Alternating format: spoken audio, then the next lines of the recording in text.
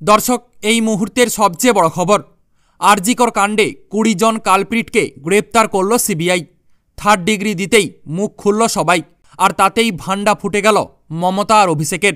হ্যাঁ দর্শক, এই মুহূর্তের সবচেয়ে বড় খবর এবং পরবর্তী গুরুত্বপূর্ণ খবরগুলো সবার প্রথম পাওয়ার জন্য অবশ্যই চ্যানেলটিকে সাবস্ক্রাইব করে রাখুন এবং যুক্ত থাকুন আমাদের সাথে। আরজিকর হাসপাতালে তরুণী খুন এবং ধর্ষণের তদন্তে সিবিআইয়ের নজরে এবার চিকিৎসক এবং রাজ্য পুলিশ। তদন্ত শুরু করার পরই সিবিআই শুরু করেছে তলব।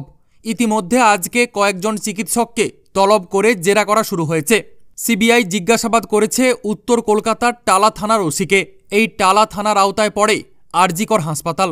সিবিআই সূত্র আরও জানিয়েছে, এবার আধিকারিকদের নজরে রয়েছে আরজিকর হাসপাতালের প্রাক্তন অধ্যক্ষ। এছাড়াও টালা থানা এবং গোয়েন্দা বিভাগের কয়েকজন আধিকারিককেও তলব করেছে কেন্দ্রীয় তদন্তকারী সংস্থা সিবিআই। এমনকি লালবাজারের কয়েকজন পুলিশ কর্তাকেও জিজ্ঞাসাবাদ করতে শুরু করেছে সিবিআই আধিকারিকরা। তবে এদিন যাদের তলব করে জিজ্ঞাসাবাদ করা হয়েছে তাদের মধ্যে অনেকেই লালবাজারের গোয়েন্দা বিভাগের অফিসার।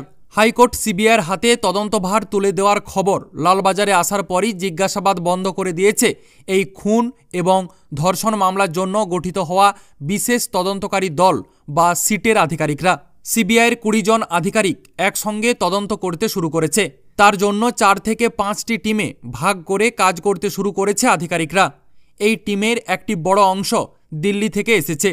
এছাড়াও সল্টলেকের সিজিও কমপ্লেক্সের কয়েকজন আধিকারিকের সাহায্য নেওয়া হচ্ছে। এদিন সিবিআইয়ের একটি টিম উত্তর ২৪ পরগনা সোদপুরে ওই তরুণী চিকিৎসকদের বাড়িতে যায়। সিবিআইয়ের গোয়েন্দারা চিকিৎসকের মা এবং বাবার সঙ্গে কথাও বলেছেন। প্রথম থেকেই মা এবং বাবা কিছু অভিযোগ তোলেন। তাদের মেয়ের ওপর নির্যাতনের পেছনে অভিযুক্ত সঞ্জয় রায় ছাড়াও আরও কয়েকজন রয়েছে, এমনটাই অভিযোগ তোলেন তারা। ওই হাসপাতালের কয়েকজন চিকিৎসক তথা ইন্টার্নের বিরুদ্ধে অভিযোগের আঙুল উঠেছে। তাই তারা কাউকে সন্দেহ করেন কিনা সিবিআই তা জানার চেষ্টা করে। সিবিআই এও অভিভাবকের কাছে জানতে চায় যে তাদের মেয়েকে কেউ কোনো হুমকি দিচ্ছিল কিনা অথবা সেরকম কোনো তথ্য তাদের মেয়ে জানিয়েছিল কিনা। এদিন তারা অধ্যক্ষকেও তলব করে জিজ্ঞাসাবাদ করেছে। এদিন সিবিআইয়ের অন্য একটি টিম আরজিকর হাসপাতালে যায়। সিবিআই আধিকারিকরা এদিন হাসপাতালের সেমিনার হলে যান। সকালেই তারা হাসপাতালে তাণ্ডবের খবর পান। তারা জানতে পারেন যে সেমিনার হল বা ঘটনাস্থলের কাছাকাছি দুষ্কৃতীরা এসেছিল। এই ব্যাপারে নিশ্চিত হতে সিবিআই আধিকারিকরা এদিন সেমিনার হলে যান।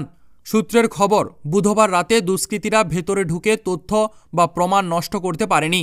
ইতিমধ্যেই সঞ্জয়কে জেরা করে হাসপাতালের যে জায়গাগুলিতে তাদের সবথেকে বেশি যাতায়াত ছিল সেখানেই যান সিবিআই আধিকারিকরা। ওই জায়গাগুলি খতিয়ে দেখেন তারা।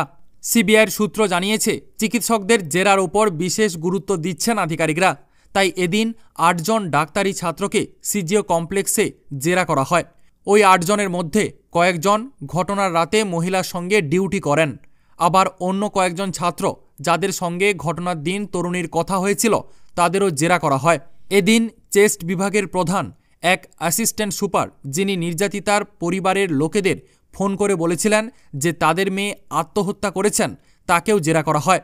এছাড়াও আরও অন্য চিকিৎসকরা রয়েছেন সিবিআইয়ের তালিকায়। টালা থানার ওসিকে প্রশ্ন করা হয় যে কখন খবর পেয়ে পুলিশ এসেছিল, পুলিশ কী অবস্থায় তরুণীর দেহ দেখতে পায়, এর পরিপ্রেক্ষিতে কি কি পদক্ষেপ নেওয়া হয়েছিল। এছাড়াও টালা থানার অন্য আধিকারিক এবং পুলিশ কর্মীদেরও তলব করতে শুরু করেছে সিবিআই গোয়েন্দারা।